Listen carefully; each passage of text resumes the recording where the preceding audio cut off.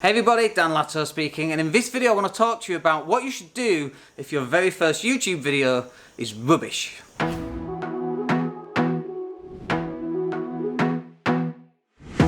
wanna be a weekend lover. Yeah, I'ma be the best damn lover you got. Hey everybody, Dan Latto speaking. So let's talk to you about YouTube videos. We create a lot of videos, as you can tell, because you're watching this right now. This is uploaded to YouTube and Twitter and Facebook. But if you go back to my very first video, it was a video about we buy houses for cash, and I'll be honest with you, it was beyond dreadful. And it was dreadful because we had a green screen, we're trying to get all flashy, we had these colours come on, it was scripted, and I walk on and go, hi. It was just dreadful. It's still out there, you can go take a look, be kind. But this is the point, okay?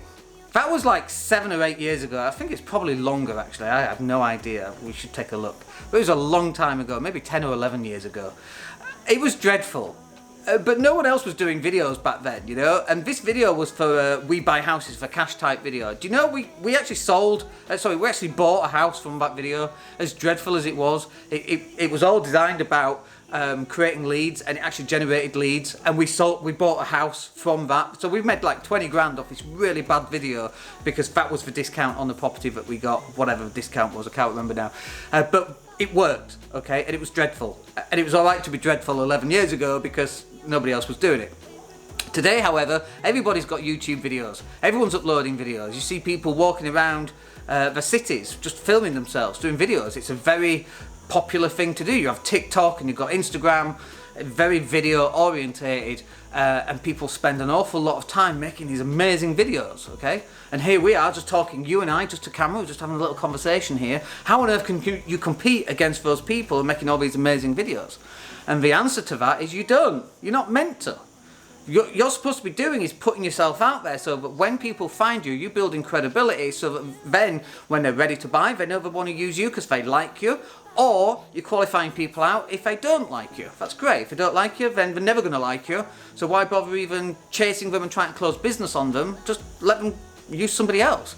But what you should be going for are people who do like you.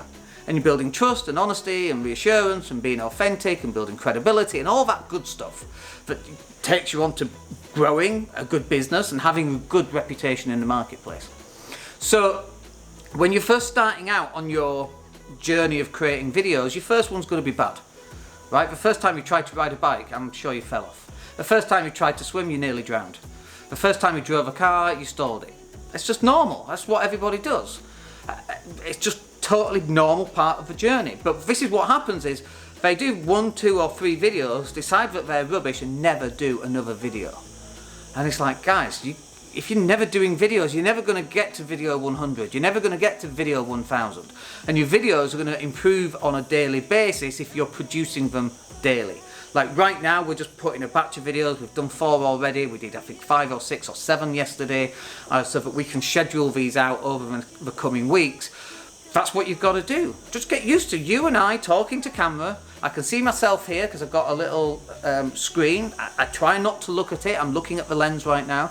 I've got a microphone at the top. I've got my laptop here to remind me about what on earth I'm supposed to be talking about, with a bunch of topics that I can go through that are close to my heart, things I want to share via video.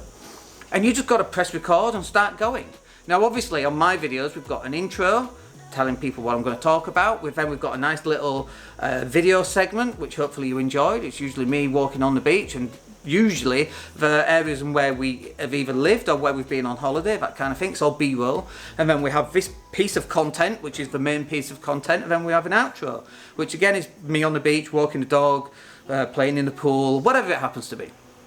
You don't need those level of production values, and also the quality of this video is very good in terms of the camera, because this is like a £600 Canon M50.